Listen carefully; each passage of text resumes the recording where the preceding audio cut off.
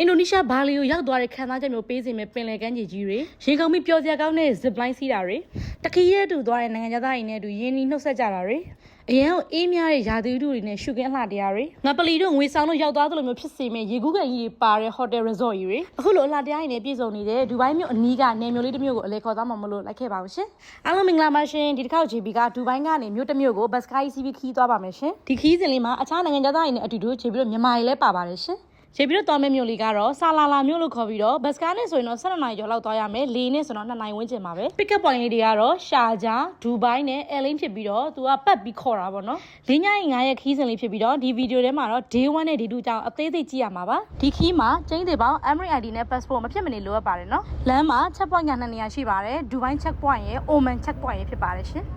Oman check point မှာ arrival visa ရပြီဆိုရင်တော့ JB တို့ပျော်ပပနဲ့ညသာစားဖို့အတွက်ကိုကားခဏနားပါတယ်ရှင်အဲ့ဒီညက JB တို့က Sichuan fried rice လေးရဲ့တခြားထမင်းကြော်ကြက်ဥနဲ့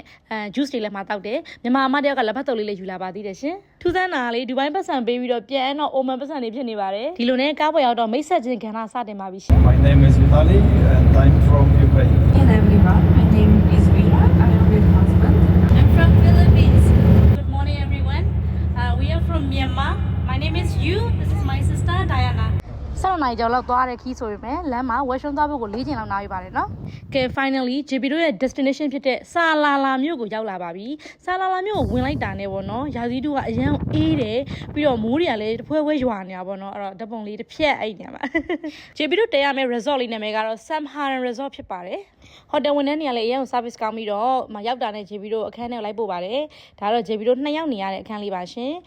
ကဲဒါလေးက room tour လေးတစ်ဖြတ်ပါရှင်အခန်းလေးကတော်လေးတန့်ပြီးတော့ view လေးကလည်းတအားလှပါတယ်ရှင်ဒီ hotel မှာ JB တို့က2ညတည်းရမှာပေါ့နော်အဲ့2ညမှာ full boat အနေနဲ့ breakfast lunch dinner ပါပြီးသားဖြစ်ပါတယ်ရှင်ကဲ JB တို့မနက်10:00နာရီခွဲလောက် hotel ရောက်တယ်ရေမိုးချိုးခဏအနားယူတယ်အဲ့လိုနဲ့12:00နာရီခွဲကျတော့ lunch time ပါရှင်lunch ကတော့ buffet ဖြစ်ပြီးတော့အဲ့ဒီမှာထမင်းရယ်ကြက်သားဟင်းရယ်နောက်ပြီးတော့chicken lollipop လေးတွေရယ် pasta တွေရယ်တခြားဟင်းပွဲတွေအစုံပါပါတယ်ရှင်။ JB ကလေထင်တော့သူ့ရဲ့ဟင်းပွဲတွေကမြန်မာပါဇက်နဲ့မှကွက်တီလုံးဝအရသာရှိတယ်။သူတို့ပေးထားတဲ့ soup လေးကလည်းတကယ်ကိုတောက်လို့ကောင်းတယ်။ JB ကတော့အရန်ကြိုက်တယ်။အချိုပွဲလေးကစားစိမ့်စိမ့်လေးနဲ့အရန်ကိုစားလို့ကောင်းပါတယ်နော်။စားသားပြီးဘိုင်လေးကတော့ resort ကိုရှောက်ပတ်ကြည့်ပါတယ်ရှင်ဒီ resort မှာရှိရေကူးကန်ကြီးကလည်းအရန်ကိုတာယာပြီးတော့ view လေးကလည်းတကယ်ကိုလှပါတယ်နော် day 2မှာတော့ဆာလာလာမြို့ရဲ့အထင်ကြီးရနေရာဖြစ်တဲ့ Maxil Beach ကိုသွားပါမယ်အဲ့ဒီကို shuttle bus နဲ့သွားမှာဖြစ်ပြီးတော့ဒူဘိုင်းပတ်စံနဲ့ဆိုတော့5 dirham Omani money နဲ့ဆို0.5 real ဖြစ်ပါတယ်ကဲကမ်းခြေကိုရောက်ပါပြီရှင်အရန်လှတော့ကြည့်ပါဦးကဲကမ်းခြေမှာဓပုံတွေတဝါကြီးရိုက်ခဲ့တယ်ပြီးတော့အဲ့မှာလေးရေပန်းတွေထွက်တာတကယ်ကိုပြောဖို့ကောင်းတယ်လှိုင်းပုတ်တန်တွေကလည်းအရန်ကိုစူညံပြီးတော့လေအဲ့မှာဓပုံရတဲ့လူတွေနဲ့စီကားနေပါတယ်နော်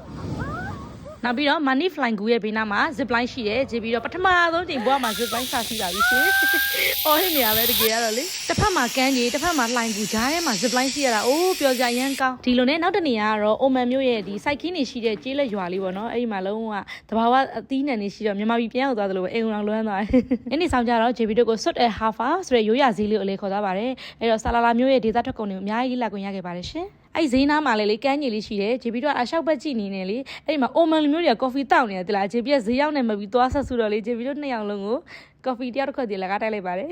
ဗီဒီယိုလေးရရှိသွားမှာဆိုလို့ day 1 day 2 vlog လေးကို JB ဒီမှာပဲခဏလေးနားပြရသေးရှင်နောက်လာမယ့်ဗီဒီယိုမှာတော့ဒီဆာလာလာမျိုးခီးစဉ်လေးကိုဘယ်တိုးနဲ့သွားခဲ့ပြီးတော့ဘလောက်ကုန်ကြခဲ့တယ်လဲဆိုတာလေးရယ်ပြီးတော့ဒီဆာလာလာမျိုးရဲ့အလှဆုံးနေရာလေးတွေကိုအလဲခေါ်သွားမှာမို့လို့နောက်ဗီဒီယိုမှာဆက်လက်ဆောင်ကြည့်ပါအောင်ရှင်အားလုံးပဲကျေးဇူးပါတတာ